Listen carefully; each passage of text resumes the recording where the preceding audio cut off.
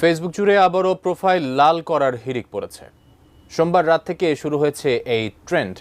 বৈষম্য বিরোধী ছাত্র আন্দোলনের সমন্বয়ক শিক্ষার্থী, সোশ্যাল মিডিয়া অ্যাক্টিভিস্ট সহ অনেকে সামিল হয়েছেন এই দলে। সঙ্গে ক্যাপশন জুড়ে দিচ্ছেন এখনও যুদ্ধ শেষ হয়নি বলে। কিন্তু নেটিজেনদের প্রশ্ন, ফের কেন লাল হচ্ছে ফেসবুক প্রোফাইল? আর এই যুদ্ধের কথা বলে কিসের ইঙ্গিত দেওয়া হচ্ছে? তবে কি আরও একটি আন্দোলন দেখতে যাচ্ছে দেশবাসী? সহকর্মী SI রাজ জানাচ্ছেন বিস্তারিত।